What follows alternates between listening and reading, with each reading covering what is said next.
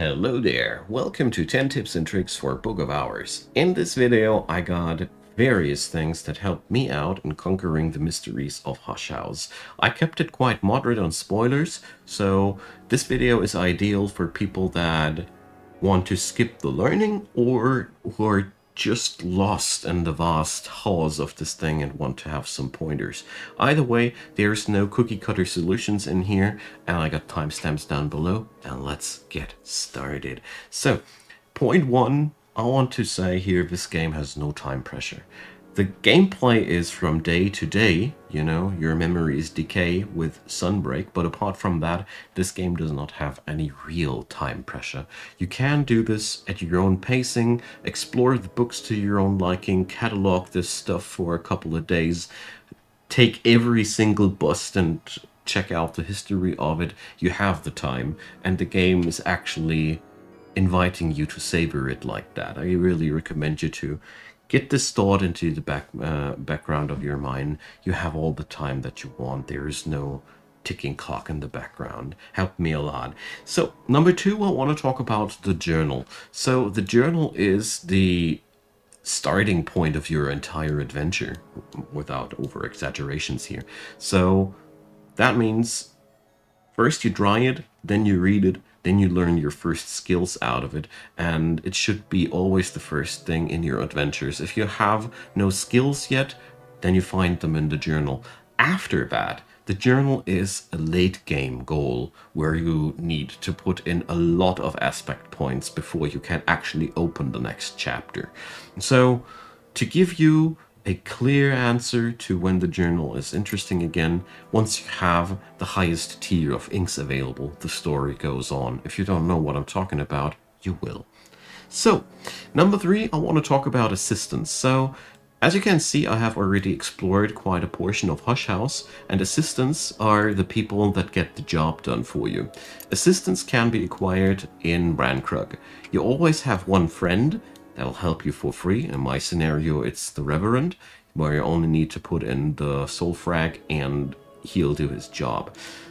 Apart from that, people in Rankrug are willing to help, but one thing that wasn't so clear for me was you can always put in a shard and quite a lot of money, and then you can find unusual passersbys. These guys are double as potent as the regular people that you can hire in Brandrug, and therefore they are really helpful in your journeys. Also worth noting, in case you didn't know already, whoever you hire for your adventures, for your help, in the talk menu you can upgrade their stats with one memory, one soul fragment, one tool, one drink, one food, and then it depends on what kind of person it is. The midwife, for example, can use fabrics. As far as I remember, some people can also use different types of tools. You'll see it highlighted. The treasures in Hush House will guide you what you can use there, but all in all, you can pimp those stats over with the methods that I have mentioned here. But only one per category. So only one memory, one soul fragment, one drink, and so on and so forth. That should help you cover some ground here. Number four, I want to talk about memories. So memories are an extremely valuable and potent currency in this game. Memories are used for various skill checks, be it reading of books, upgrading of skills, or many other things. Therefore, it is one of the integral parts of your gameplay to find out where you can acquire memories and which ones, because every part of this game has a clear solution. You know, every book demands a certain mystery, and you need to allocate as many points of that as possible. So I recommend you to put up a library of read-out books and try to get yourself a system together how you can memorize where which memory comes from. Also, I want to mention there are semi-permanent memories that will only get erased during the Numa season. So these are really valuable because you don't have any time pressure creating them. Also, I want to mention that you can create memories by investigating things here in the house, and you can create memories by reading books in the desks. You can always put a red book of yours into the desk and read it there. You don't have to use the consider screen. This way you can read several books at once, and it can be a way of creating many memories at once, especially important when you want to upgrade your skills to very high levels, because the amount of memories that you need for these upgrades grow. Good. Moving on over to number 5, I want to talk about those really strong items in the game, those ones with lots of aspect. So here, for example, this stuff has 6 points of knock. So whenever you get the opportunity to use these, you should only use them when the task is a hard one, because I personally have made the experience fit those numbers as close as possible. What I mean exactly with that, for example, to explore this place, you would need an assistant with either 10 moon or 10 winter. It would make absolutely no sense to invest hard enough to get your assistant to 14 winter or 16 winter. It doesn't pay you any extras. Therefore, try to use your strong items for the difficult tasks. I mean, don't bank them forever. As a general rule of thumb, every skill check beyond 12 and 14 is actually totally warranting the usage of those heavy guns, but you shouldn't overshoot the goal under any circumstances, because that's just waste of valuable and rare materials. Number 6, I want to talk about crafting, because that fits so nicely to the last topic. So, crafting is a super mighty thing in this game. Every skill that you have can craft up to 6 different items. Usually up to 6. Some of them have less, but most of them have actually 6 different recipes of items that they can create. Therefore, the resources in this game are really not limited. You just have to find out how to create what. And if you check out the list of my skills here, looks very extensive. That's because I'm doing a little bit of a run where I'm trying to catalog all the recipes. But what I'm trying to point out here is that you have everything that you can find here in the house, you can recreate one way or another. There's also points in the house where you can find things. Well, beware, spoilers ahead. The well can provide endless resources of beverages, very, very powerful.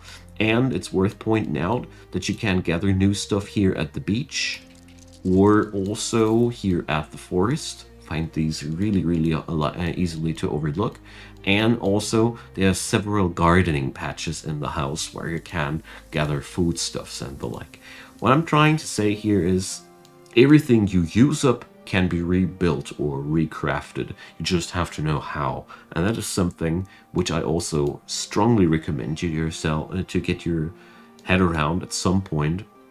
Because once the challenges go more and more difficult, it's really super helpful to have a steady supply of strong materials, memories, whatsoever.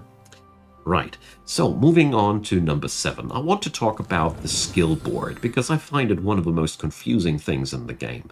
Here's one recommendation of mine how to handle this. Since every rung of the ladder here requires a certain skill rank, this rung is skill level 1, this is skill level 2, skill level 3, skill level 4. Whenever you assign one of these, you gain a new soul fragment. But that also means every one of these skills that you have assigned here already, technically, you don't need to increase their skill level anymore, because you already have filled the slot. You should rather work now on those level 4 skills to get the next soul fragment. This means, what I'm trying to point out is that every skill that you have assigned successfully to your skill board, if you find new lessons of these, you should really consider using these lessons to pump up other skills that you can fit into the skill board, instead of leveling up these skills that are already assigned on the skill board, because you actually don't need to do this anymore. They already are at their maximum efficiency. It's much more valuable in terms of progression, because you get more soul fragments if you'd be going deeper down that road, and this way you can do by using leftover lessons of already assigned skills to pump up new skills that aren't assigned yet. Just food for thought. Of course, you can play according to your own wishes. I just think that this is maybe one of the most efficient ways to play around that skill board. Number 8, I want to talk about languages. So, languages can be learned by visitors at the Hush House. I strongly recommend you to spend all your Spintria that you earn first and foremostly on languages. You can alternatively spend them on buying books. Every now and then the auction house will offer you a book, but it's at the beginning of the game really not much worth it, because languages unlock all the other kinds of books. Therefore, you have much more payoff in investing your Spintria into that. And I want to point out, one Spintria buys one language. Books are two Spintria at the least. Often they are three or four even. So my personal opinion, start buying those books when you have a hard time finding new languages. Before that, I don't think it is worth it to buy those books for real. Number 9, I want to talk about exploring Hush House. So whenever you can, especially at the early stages of the game, try to expand your reach into the house first and foremostly. It is more important than trying to read books, because while you're exploring the house, you will find more books. And then, during your explorations, you will find books that have a skill rating of 4. These are the first books that you're looking for in your explorations, because these will be the first books that you can actually read. Explore the house basically until you find level 4 books that you can read with your starter skill or your starting soul fragments plus a beneficial weather effect. That's your first goal. Until then, exploration is key, and it's actually quite easy to perform because the weather of the day is usually giving you a hint which room you could explore next. And then, well, the more rooms you explore, the more tools you have at your disposal, and therefore it's really quite easy to open more and more rooms. That being said, I want to move on to the last point of this video, number 10. Read closely and take notes. There are hints and clues all over the board. The problem is at the beginning of the game you won't be able to realize what's a clue and what's just fluffy lore, but the longer you play this game, the more you'll notice that certain things repeat themselves, certain names pop up every now and then and again and again, and most importantly, mentions of recipes will show up of certain things, how they're made, what was needed for that. These things are the ones that you're looking for. And most importantly, which will help you, is every text box can be clicked and copied to your clipboard, so you don't need to take your notes manually. You can totally do this digitally. I personally love manual or handwritten notes, and by now I have a list of all the memories written that I have found and need for my explorations and all those things. It is really worth your time, and this is a librarian's game after all, and it's really hard to keep all the parts of the puzzle, especially crafting recipes and whatnot, in your mind. Sure, one day there will be a Wikipedia storing all that knowledge, but as I'm recording this currently, I'm afraid you will have to rely on your own notes until I am finally at the point to help you out on that end as well. That being said, that's the end of my video. I did my best to keep this video as spoiler-free as possible. I hope you enjoyed. Feel free to leave me your comments. Feel free to add on whatever you have on your mind which you think would be fitting to this video. And of course, feel free to leave a thumbs up and consider subscribing. It's a dirty cheap way of supporting me, and for all of those who are interested, check out Patreon, PayPal, and buy me a coffee. I'm an independent content creator. I can really use your help, and I'd be really happy if you'd give them a look. If not, don't you mind at all. I'm very grateful that you're still watching this video, and I hope you have a great day. See you soon, and enjoy.